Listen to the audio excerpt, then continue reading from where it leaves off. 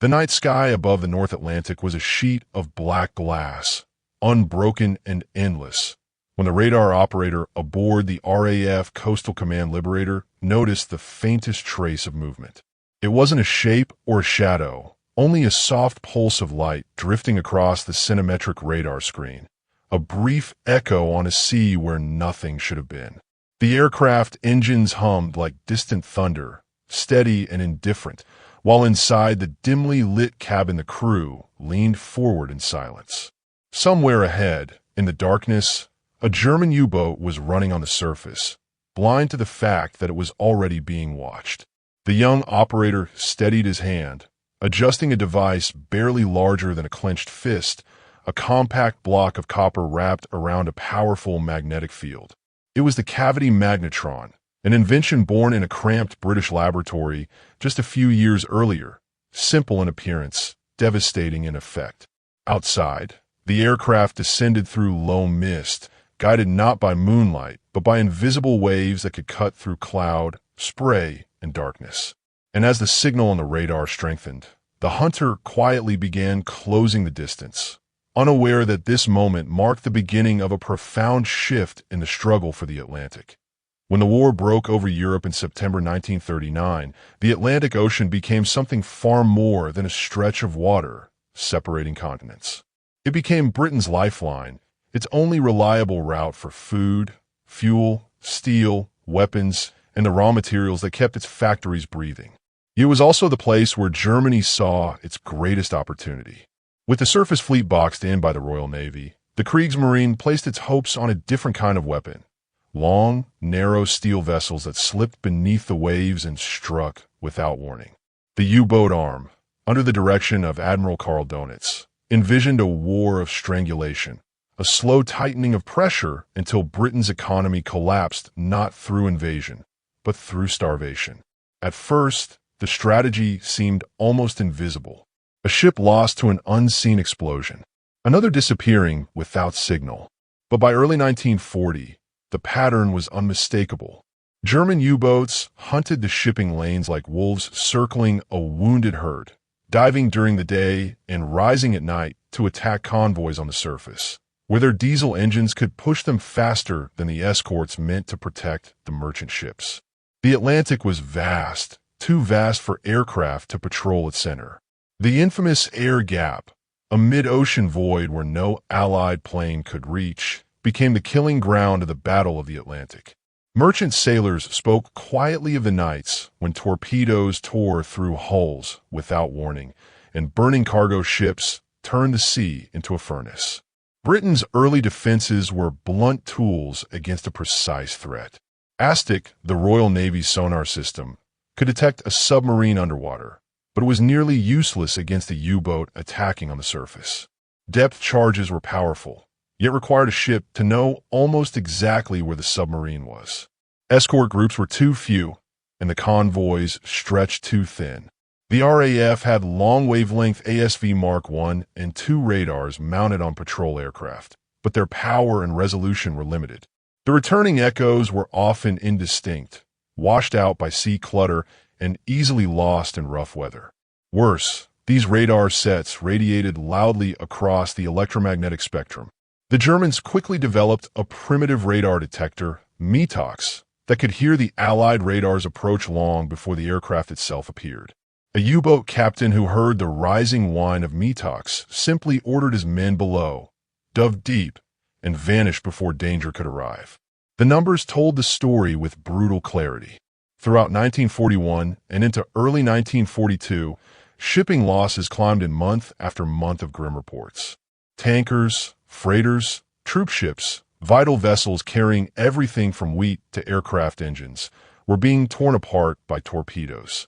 In the worst weeks, the Royal Navy faced the possibility that Britain might be cut off entirely from the resources it depended on. Winston Churchill later wrote that of all the dangers of the war, the U-boat threat alone truly frightened him. His fear was not dramatic, it was practical. Without supplies, Britain could not fight, feed itself, or even maintain its civilian population. The Atlantic was not just a battlefield. It was the artery that carried the lifeblood of a nation. efforts to counter the crisis accelerated. Escort ships were fitted with more depth charges and improved sonar. The convoy system became stricter.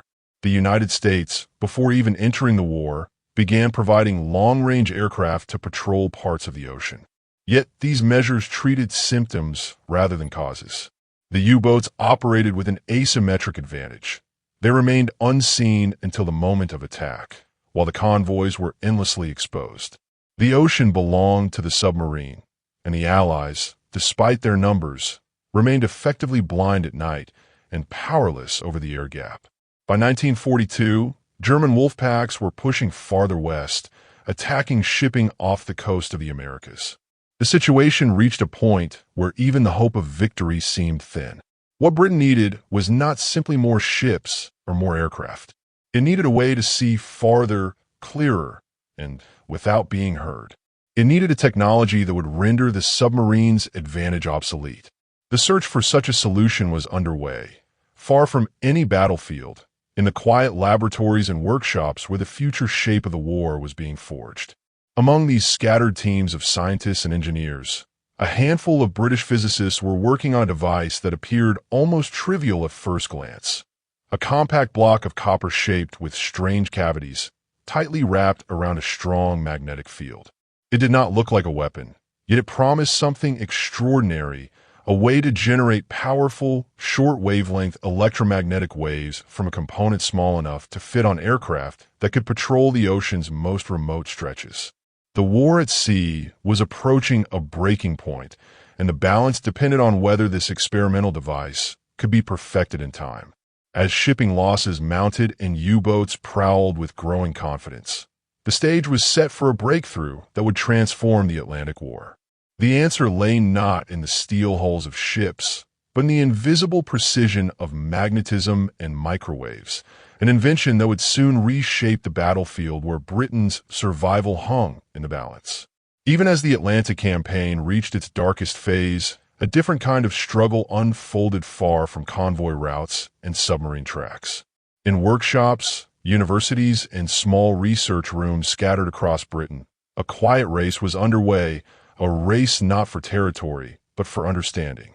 Radar had already proven its worth defending Britain during the Battle of the Atlantic's early years and throughout the air war over the British Isles. Yet the existing systems, powerful though they seemed, were bound by the limitations of long wavelengths. They required large antennas, bulky transmitters, and produced returns too coarse to distinguish a submarine's slim conning tower from the sea itself. For radar to become a decisive anti-submarine weapon, it needed to evolve into something smaller, sharper, and more precise. This challenge fell into the hands of Britain's wartime scientific establishment, a network of physicists and engineers who understood that the conflict would be shaped as much in laboratories as on battlefields. Among them were two young scientists at the University of Birmingham, John Randall and Harry Boot. They were not naval officers, nor aircraft designers, nor strategists. They were experimental physicists, accustomed to long hours bent over benches filled with copper blocks, wires, soldering irons, vacuum pumps, and magnets. The problem confronting them was simple to describe, yet enormously difficult to solve: how to generate microwave frequencies powerful enough for practical radar. Earlier attempts to produce short-wavelength radar waves had relied on devices like the klystron, elegant in theory, but unable to deliver the high power an aircraft set required. The breakthrough came when Randall and Boot explored a different path. The idea of carving resonant cavities into a solid block of copper and using a strong magnetic field to force electrons to follow curved paths around these cavities. If it worked, the electrons would emit extraordinarily intense bursts of microwave energy. The device that resulted, the cavity magnetron, did not look revolutionary. It resembled a small copper cylinder with a cluster of hollow cavities arranged around a central void. Yet this ordinary shape concealed a powerful truth. Inside, electrons spiraled under the influence of a magnetic field, unleashing microwave radiation thousands of times stronger than anything previously achieved at such compact scale. Their first working model produced only modest power, but the concept was sound. With refinement, output rose astonishingly from mere watts to kilowatts, then tens of kilowatts. In February 1940, a magnetron was demonstrated that generated more than 100 times the microwave power of any comparable device in the world. The British scientific leadership immediately understood the implications. With this magnetron, Allied aircraft could be fitted with compact radars capable of detecting submarines at long range, in darkness, through fog, and beyond the reach of German detectors. It was a technical triumph forged in the quiet persistence of laboratory work, powered, quite literally, by a simple magnet guiding the dance of electrons within copper chambers. While British scientists refined the magnetron, the war outside the laboratory worsened. Merchant ships burned along the Atlantic, and U-boat victories mounted. Churchill recognized that Britain could not afford slow domestic production of this new device. The country lacked the industrial capacity to build magnetrons in the quantities required. Thus, in one of the most consequential acts of scientific diplomacy in history, Churchill approved sending the magnetron to the United States as part of what became known as the Tizard mission. The American engineers who examined it were stunned. One later remarked that Britain had effectively handed over the most valuable cargo ever brought to our shores. American industry moved rapidly, scaling production of cavity magnetrons to levels impossible in wartime Britain. Just as important was the marriage between these new magnetrons and British radar experience. Airborne centimetric radar, ASV Mark III, emerged from this union. Unlike the earlier long-wave radars, ASV Mark III operated on wavelengths of around 10 centimeters, allowing its signals to reflect sharply from small metal surfaces. A submarine's conning tower, a periscope, even the metallic frame of a snorkel, objects once lost in sea clutter became visible as bright, distinct echoes. Crucially, the Germans' Metox detectors, designed to warn of long-wave radar, were completely blind to the silent pulses of centimetric radar. A U-boat that relied on Metox for warning was now as vulnerable as a man listening for footsteps in a storm. By early 1943, the first aircraft equipped with magnetron-based ASV Mark III radar were taking flight. They looked no different from the outside, yet inside their electronic guts lay a revolutionary capability. These planes could patrol the once deadly mid-Atlantic air gap, sweeping vast areas of ocean with precision, finding submarines hours before they approached a convoy. The balance of the Atlantic War was beginning to shift, not through sheer force of arms, but through the quiet hum of electrons spiraling through copper cavities. The submarine threat had met its equal, and soon its master. As magnetron-equipped aircraft and ships expanded their reach, the U-boat's cloak of invisibility began to tear away.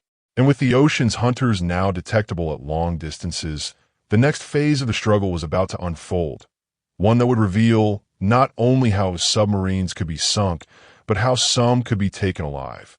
Across the war's cold expanse, the Battle of the Atlantic was fought not only by machines and signals, but by men who lived suspended between fear and duty. Inside a German U-boat, the air was thick with diesel fumes, oil, sweat, and the ever-present awareness that a single depth charge could turn the steel hull into a tomb. The crew slept in narrow bunks, stacked like coffins, waking to the rhythmic heartbeat of the engines or the sudden call to action as they surfaced at night to charge batteries. Life aboard was a ritual of claustrophobia, weeks underwater, shared oxygen, and the uneasy quiet that settled whenever the hydrophones picked up distant propellers. On the other side of the battle, the men of RAF Coastal Command patrolled the ocean from cramped aircraft cabins, flying through walls of wind and rain, their thin aluminum skins rattling under turbulent skies. These aviators navigated not by sight, but by instruments, trusting the silent sweep of their radar to reveal what the human eye could not. When the cavity magnetron brought centimetric radar into their hands, it offered more than a tactical tool. It gave them a new sense of agency. The sea no longer hid everything. A faint echo on a radar screen meant a U-boat's silhouette waiting somewhere below, a shape once invisible now within reach. for sailors and airmen who had felt powerless against the unseen enemy. This new clarity of detection brought a quiet confidence that the long nights might finally begin to favor them. Radar had always been a matter of listening for whispers in the electromagnetic darkness, but with the arrival of the cavity magnetron, those whispers became sharp, definable shapes. Long-wavelength radar could reveal movement, but struggled to separate the signal of a submarine's conning tower from reflections off waves and spray. The magnetron changed this fundamentally. By generating powerful bursts of microwaves at wavelengths measured in centimeters, it allowed radar sets to send out beams narrow enough to isolate small metallic targets at great distances. The transformation was immediate and profound. A periscope rising briefly above the waves, which once blended into the noise of the ocean's surface, now returned a clear, bright pulse on the operator's screen. The radar aerial, once large and cumbersome, could now be compact and agile, mounted easily on the noses and undersides of patrol aircraft. The invisible world beneath the night sky became legible. Operators no longer strained over broad, fuzzy sweeps. They saw defined points of light where none had existed before. Centimetric radar also gave crews the ability to track a target's movement in real time, adjusting course with precision instead of blind guesswork. The device at the heart of this revolution, the cavity magnetron, contained no complex assembly of moving parts. It was simply a copper block with resonant chambers carved into it, driven by a magnetic field that forced electrons into looping paths. Yet its output changed the face of the war. Submarines that once hid behind darkness, fog, and distance now found themselves revealed, not by chance, but by a technology that saw through the night with unwavering clarity. With centimetric radar finally operational on long-range aircraft, the tactics of anti-submarine warfare shifted almost overnight. The Bay of Biscay, once a dangerous transit zone for Allied patrols, became a hunting ground. Aircraft flying low over the waves could scan dozens of miles ahead, detecting U-boats as they surfaced to recharge batteries or transmit signals. The moment a blip appeared on the screen, the aircraft altered its approach, descending into the clouds until the submarine was within reach. At night, the combination of ASV Mark III radar and the Lee light, a powerful searchlight mounted on aircraft, created a devastating pairing.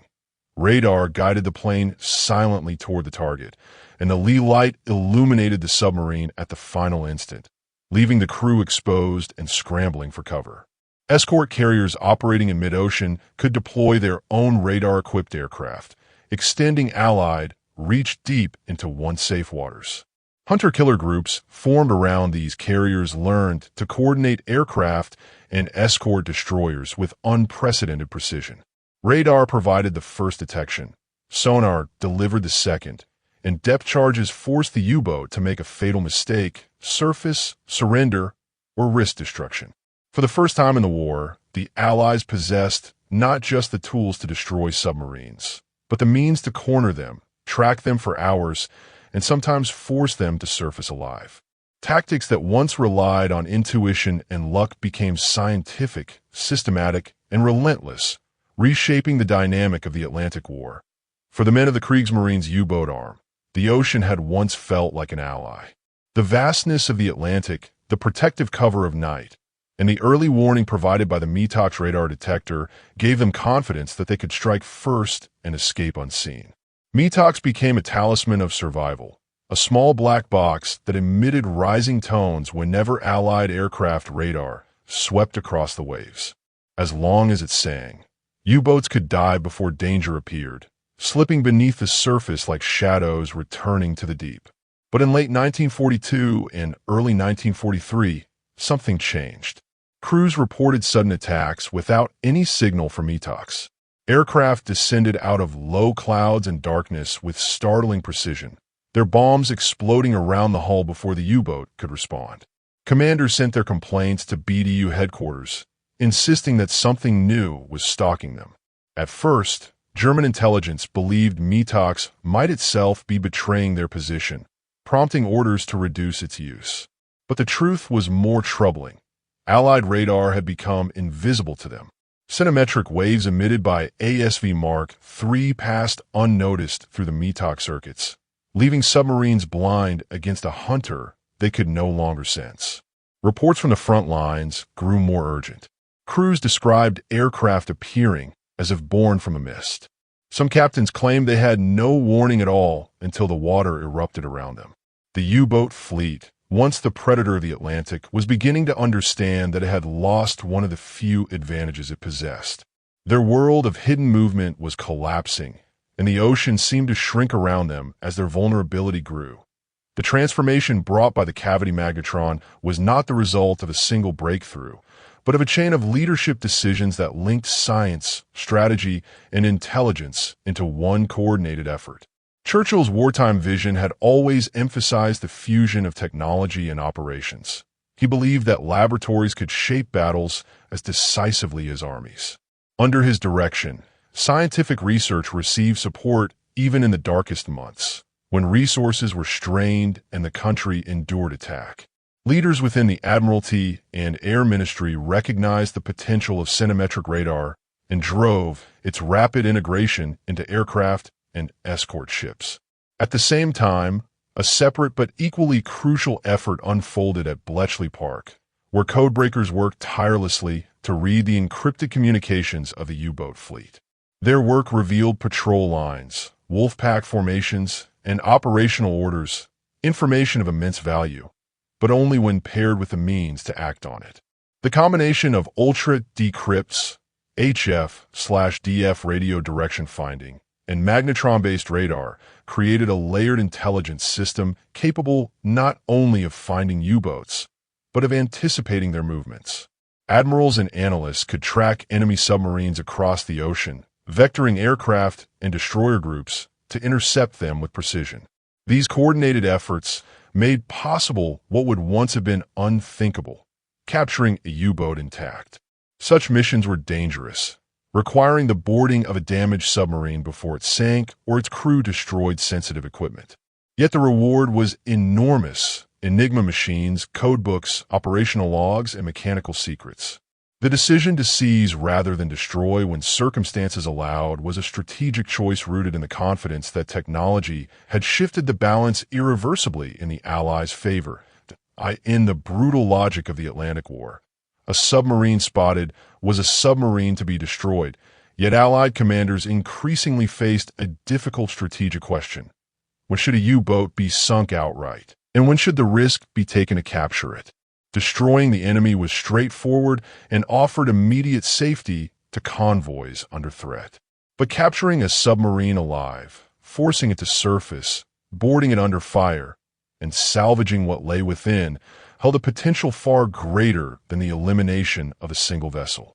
An intact U-boat could yield priceless intelligence, updated Enigma rotors, tactical manuals, acoustic torpedo settings, and mechanical designs. These materials offered insights that could influence the entire campaign. Still, the moral and operational dilemma was real. Attempting capture placed Allied sailors in extreme danger. A scuttling charge could detonate at any moment. Seawater could flood compartments without warning. German crews might resist or trigger explosives rather than surrender their secrets. And yet, with centimetric radar giving aircraft the upper hand, the opportunity for such captures increased. Instead of surprising a U-boat in the act of attack, Allied forces could track one for hours, hounding it until damage or exhaustion forced it to the surface. The decision to seize became more than a tactical choice.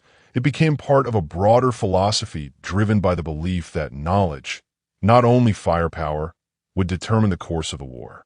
In the end, this mindset would set the stage for one of the most dramatic episodes of the Atlantic conflict, when a U-boat would fall into Allied hands nearly intact, proving just how far the balance had shifted. Why the spring of 1943, the Battle of the Atlantic had reached a point where both sides understood that the next few months would determine the fate of the entire campaign. For years, German U-boats had prowled the sea lanes with unnerving confidence, their packs converging on convoys and tearing them apart under cover of darkness. But now the momentum was beginning to shift, quietly at first, then unmistakably. The arrival of centimetric radar, powered by the cavity magnetron, introduced a new dimension to the fight. Aircraft that once struggled to see a surface submarine beyond the horizon could now detect one dozens of miles away, even in heavy seas or moonless nights. Escort ships, equipped with compact radar sets derived from the same technology, scanned the waters with a precision unimaginable just a year earlier. The ocean, once shelter to the hunter, was becoming transparent. In the Bay of Biscay, where U-boats departed and returned from their bases in France, the change was especially dramatic. Patrol aircraft from Coastal Command began sweeping the area with relentless regularity. Their radar screens glowed with contacts that would previously have gone unnoticed, shapes on the water, brief reflections from masts or conning towers, even the intermittent rise of snorkel tube. Crews who once relied on intuition and luck were now guided by instruments capable of tracing the faintest signals. A U-boat attempting to slip across the bay suddenly found itself exposed, its presence betrayed long before its crew knew danger was near. For the submariners, the ocean's vastness no longer felt protective. It felt like an expanse under surveillance. The shift was not merely technological, it was operational. Hunter-killer groups formed around escort carriers took to the sea with a confidence forged by integrated systems. Radar-equipped aircraft, destroyers with improved sonar, HF/DF radio direction finding stations, and intelligence for Bletchley Park. When a U-boat transmitted a signal, HF/DF fixed its approximate location. Aircraft were dispatched to scan the area silently. If radar found a contact, the aircraft descended, often below cloud cover, and launched an attack. If the submarine dove, destroyers converged, filling the water with depth charges until the pressure became unbearable. Few U-boats could endure such a coordinated onslaught. Some were forced to surface, others slipped away damaged, but many were caught in the tightening web spun across the Atlantic. The results began to accumulate with a staggering rapidity. In April 1943, U-boat losses climbed sharply. In May, later called Black May by the Germans, the losses became catastrophic. Month-end figures told a devastating story. Over 40 U-boats destroyed, many more damaged beyond repair, and dozens forced to abandon missions. For the first time in the war, the U-boat arm suffered losses at a pace it could not sustain. Convoy losses, by contrast, dropped. Ships that would once have been easy targets now crossed the Atlantic with a growing sense of safety. The convoys were no longer helpless formations pushing through dangerous waters. They were shielded by a technological edge the Germans had not anticipated. Admiral Karl Donitz, commander of the U-boat fleet, watched the reports with rising alarm. His strategy had always relied on the assumption that submarines could evade detection long enough to strike. But now his captains described attacks that seemed impossible. Aircraft appeared without warning, approaching from angles that should have been detectable by Metox. Some U-boats were bombed while still far from convoy routes.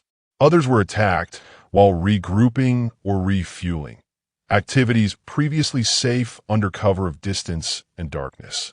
Donitz knew the threat was not merely increased patrols or improved tactics. Something fundamental had changed in the Allies' ability to find his submarines. By mid-May, he reached a grim conclusion.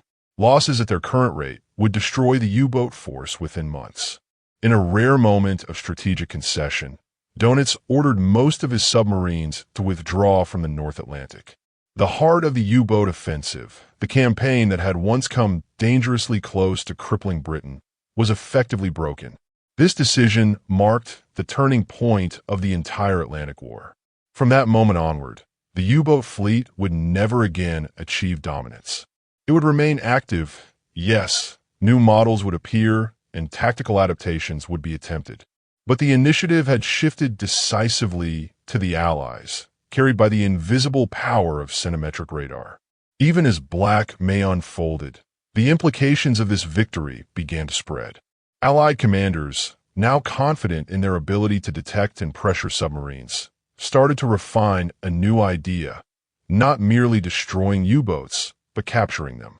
Forced surfacings damaged boats, abandoned vessels drifting on the waves, all became opportunities to seize valuable intelligence. With radar capable of tracking movements with extraordinary sensitivity, Allied naval groups could maintain contact with a submarine long enough to attempt a bold maneuver. The thought of capturing a U-boat alive, once considered nearly impossible, was now within reach. The ocean's balance had shifted.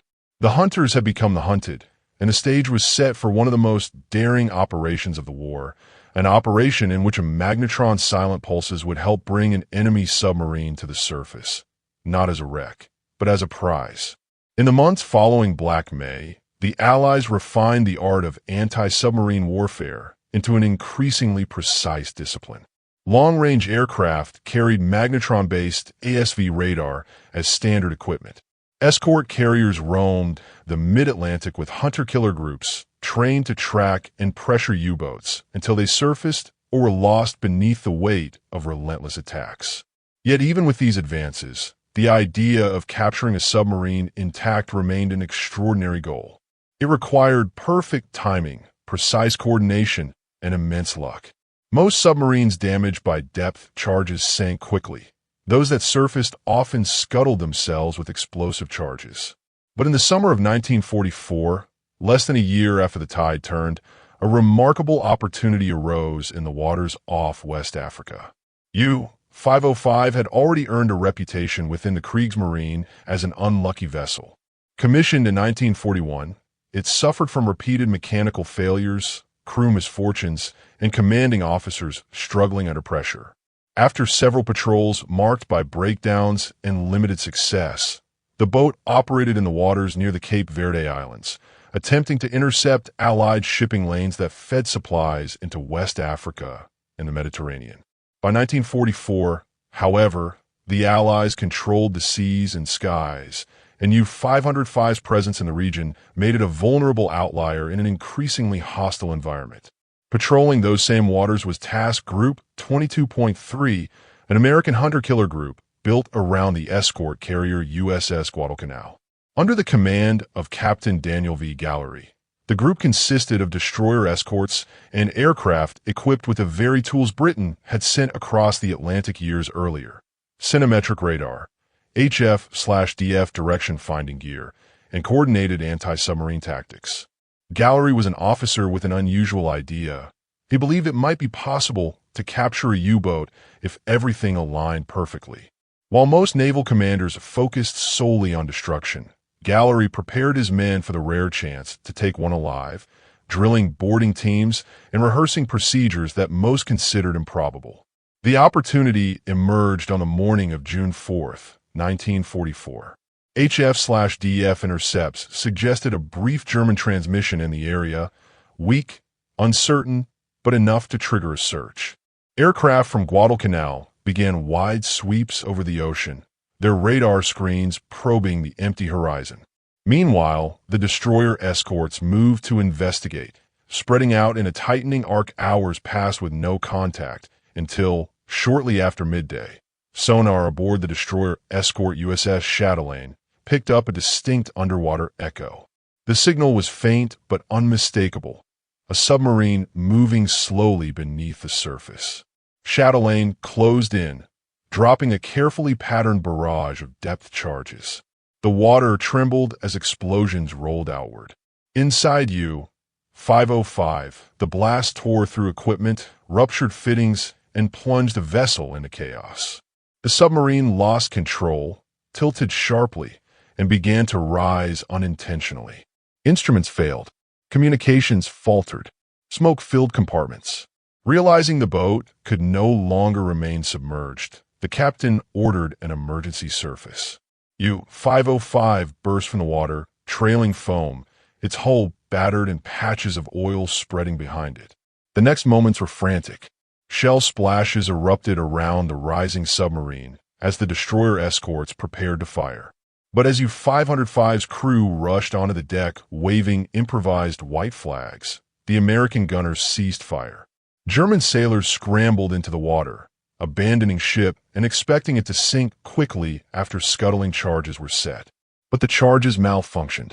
The submarine floated, damaged yet still alive, slowly drifting as it took on water.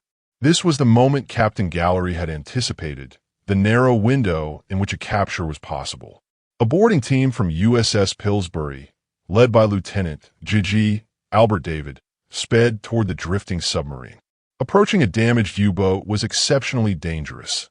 It could explode, capsize, or slip beneath the surface with no warning. Yet the Americans climbed aboard and descended into the shattered interior. Inside, they found the Enigma machine, codebooks, charts, and vital documents, materials that could reveal the operational details of Germany's remaining submarine fleet. Working rapidly, the team began securing watertight hatches, disarming demolition charges, and starting pumps to keep the vessel afloat. With the immediate threat of sinking reduced, the Americans attached a tow line from Guadalcanal. Slowly, under gathering clouds, U-505 began the improbable journey toward Allied territory. The capture was kept strictly secret. The Allies needed the Germans to believe the submarine had been lost with all intelligence on board. Meanwhile, the damaged vessel revealed its internal workings, torpedo systems, machinery, acoustic devices, offering engineers and analysts rare insight into the enemy's technology. The successful seizure of U-505 was a watershed moment.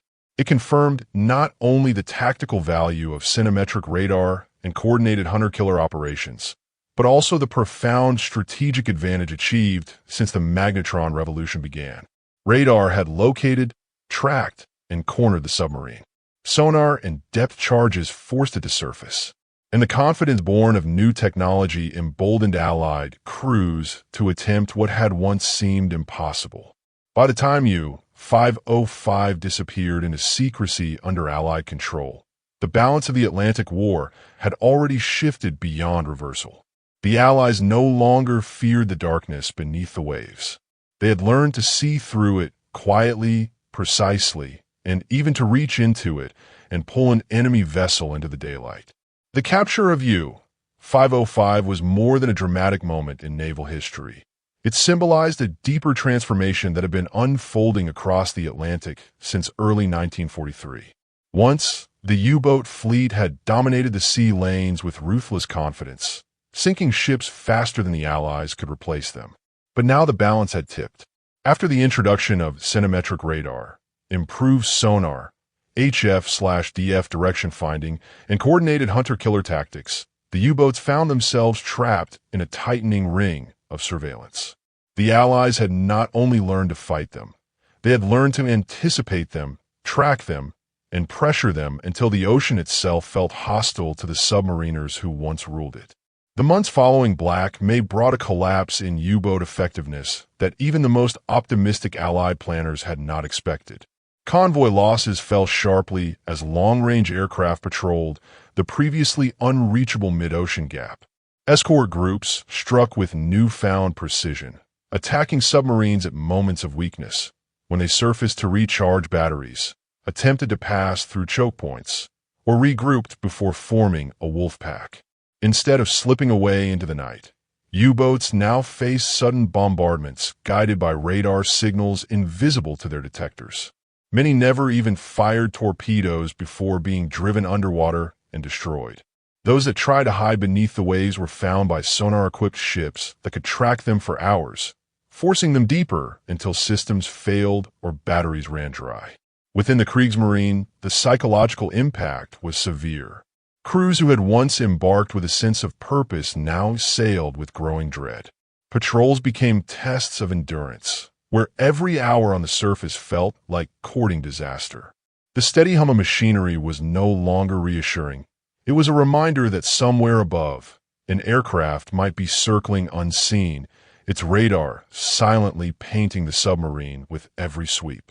New recruits heard stories of U-boats that vanished after mere days at sea, their captains unable to understand how they had been found. Veterans returned to port shaken, describing attacks that arrived without warning, as if the enemy could see through fog, rain, and darkness with equal ease. The sea, once an open expanse of opportunity, had become a battlefield stacked against them. The intelligence gained from captured submarines amplified this shift.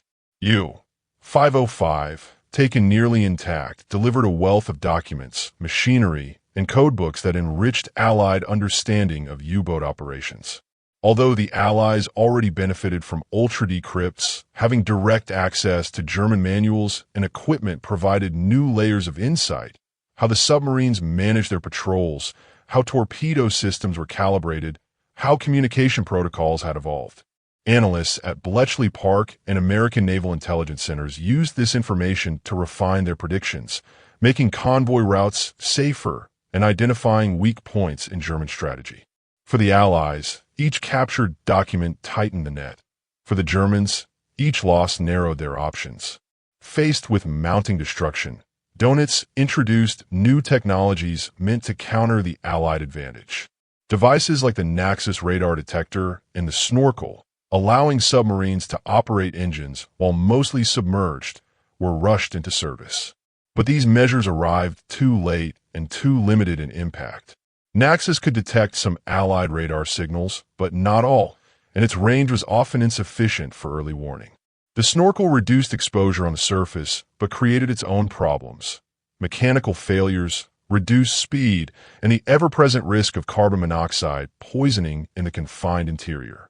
The technological gap, widened faster than Germany could close it. By late 1944, the U-boat force had lost its strategic influence. It no longer threatened Britain's survival or the flow of men and material across the Atlantic. Instead, it operated with desperate caution, attempting isolated strikes while avoiding confrontation whenever possible. The wolf packs, once feared formations that could tear convoys apart, were now shadows of their former selves, scattered and hunted across an ocean that had turned against them. What began as a struggle for Britain's lifeline had become a demonstration of how technology, intelligence, and persistence could reverse the course of a seemingly unwinnable campaign. The U-boats that once dictated the tempo of the Atlantic War were now reduced to fleeing or hiding, and the Allies, empowered by the silent pulse of the magnetron, had reclaimed the sea. In the months after U-505's capture, the Allies pressed their advantage with unrelenting force. But the true legacy of the magnetron extended far beyond wartime victories. As the Atlantic grew safer and convoys reached Britain with fewer losses, the technological revolution born in British laboratories began branching into new arenas. The centimetric radar that once detected conning towers in stormy seas soon appeared on ships of every size, in coastal installations, and aboard new generations of aircraft designed for the post-war world. Naval planners embraced the device not merely as a wartime innovation, but as a permanent foundation of maritime surveillance. Destroyers equipped with refined magnetron-based radars patrolled oceans during the early Cold War, scanning for submarines of a new adversary. Airborne early warning aircraft, flying far longer and higher than their wartime predecessors, carried radar systems that owed their existence to the copper block and magnet forged in Birmingham years earlier. The technology that once reshaped the Battle of the Atlantic now reshaped global naval strategy. Meanwhile, U-505 itself embarked on its own unlikely journey. 4 months after its capture, the submarine was towed under secrecy to prevent Germany from learning that its encryption material and machinery had fallen intact into Allied hands. Its hull, battered but intact, became a floating intelligence trove, studied by American engineers who examined torpedo tubes, ballast systems, acoustic gear, and communication devices. Only after Germany's surrender was the boat's existence revealed to the public. Instead of being scrapped after the war, U-505 eventually found a new life as an educational exhibit. Today it rests in a climate-controlled exhibit in Chicago, preserved as one of the few surviving German submarines of the era. Visitors who step inside its narrow corridors confront the same confined spaces where men once waited in darkness for depth charges to explode around them. Spaces that now stand as a reminder of a conflict shaped as much by technology as by courage. But perhaps the most unexpected chapter in the magnetron story unfolded not in naval yards or military laboratories, but in civilian homes. As engineers explored peacetime applications for wartime inventions, they realized that the cavity magnetron's ability to generate intense microwaves had uses far beyond radar. Experiments revealed that microwave radiation could rapidly heat water molecules, and by extension, food itself. What had been a radar device central to the survival of nations quietly became the heart of a new household appliance, the microwave oven. By the 1950s, magnetron-powered ovens began appearing in commercial kitchens. By the 1970s, they had entered millions of homes. The same type of magnetic field that once helped locate enemy submarines now warmed leftovers, popped popcorn, and transformed daily cooking. A device originally built to pierce night and cloud over a wartime ocean had found a second life, illuminating the mundane rhythms of civilian life. This transformation revealed a deeper truth about technological progress. Innovations forged in crisis often outlive the circumstances that created them. The magnetron, born in a small British laboratory during the darkest days of the war, ultimately shaped not only the course of the Atlantic conflict, but also the post-war world that followed. It influenced communications, navigation, medicine, meteorology, and consumer technology.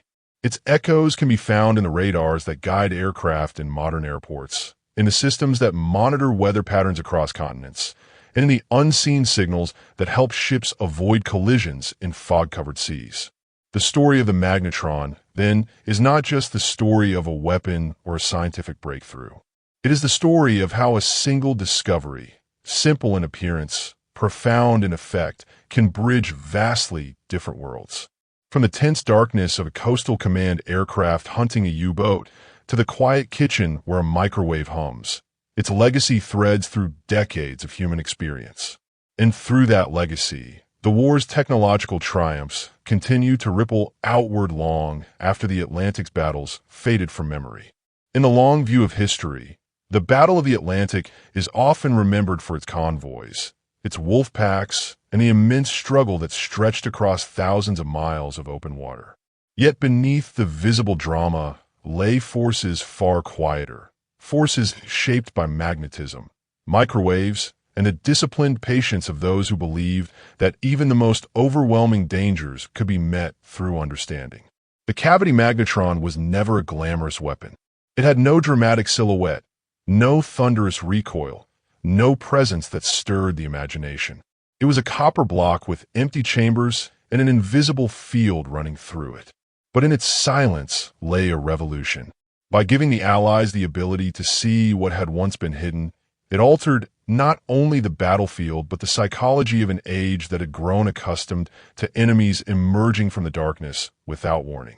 The men who fought on the Atlantic understood the meaning of such a shift more profoundly than anyone. For sailors who once scanned the horizon with little hope of spotting a submarine's periscope, the magnetron transformed a war defined by uncertainty into one where foresight and preparation held real weight. For aircrews who flew into storms with only their instruments to guide them, centimetric radar offered a clarity that brought both safety and purpose. And for the submariners who once depended on the ocean's vastness for survival, the sudden loss of invisibility signaled a war slipping out of their grasp. But the magnetron's influence reached beyond the immediate conflict. It demonstrated how ideas forged under pressure can echo across generations, finding new roles long after the guns fall silent. A device created to protect convoys became the backbone of peacetime navigation, weather forecasting, and communication. The same principles that hunted a submarine near West Africa now guide aircraft through heavy fog and warm meals in kitchens around the world. It is a reminder that human ingenuity, once sparked, rarely stops at a single purpose. In the end, the story of the magnetron is a story about perception, about the struggle to understand what moves in the darkness and the belief that even the most elusive threats can be brought into the light.